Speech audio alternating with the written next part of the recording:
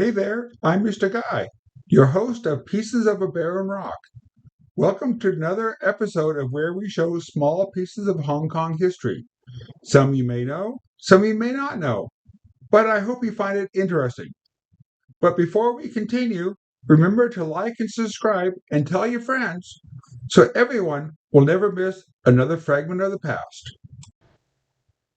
Today's piece of a barren rock, we look at the first Canadian and the only soldier to win the Victoria Cross for bravery for the Battle of Hong Kong. This is John Robert Osborn. Osborn was born on 2 January 1899 in Norfolk, England.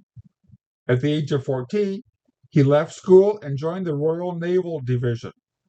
During World War I, he served as an infantryman on the Western Front.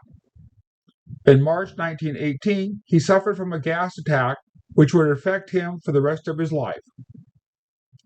In 1920, based upon his doctor's advice to ease the pains caused by the gas attack, Osborn moved to Canada. He eventually settled in Saskatchewan and worked as a farmer. In 1926, he married Margaret Elizabeth Nelson, and they would eventually have 5 children. Osborn was injured in an accident, resulting in him having to quit farming and find other work. He went from job to job, never staying long, before finally settling in Winnipeg, Manitoba in 1933, where he enlisted in the militia. In September 1939, at the outbreak of the Second World War, the Winnipeg Grenadiers were mobilized and performed garrison duties in Jamaica for a time.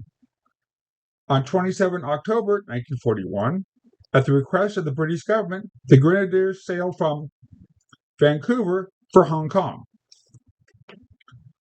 On 19 December, Osborn's company was ordered to advance on Mount Butler and recapture it. Osborn led part of his company in a bayonet charge, retook the summit, and held it against Japanese counterattacks for the next 3 hours. Later, the Japanese surrounded the company and were close enough to throw hand grenades into the Canadian position. Osborn picked up many of these grenades and threw them back. Finally, a grenade fell where he could not get it in time.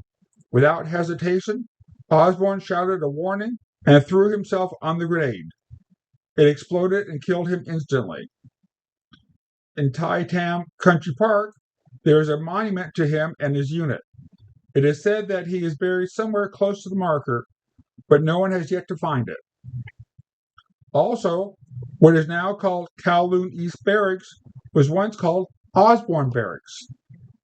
And in Hong Kong Park, there is a plaque telling his story. The soldier is not Osborn, but a memorial to the soldiers of World War I. John Robert Osborn and the first Canadian Victoria Cross is just another fragment of the past.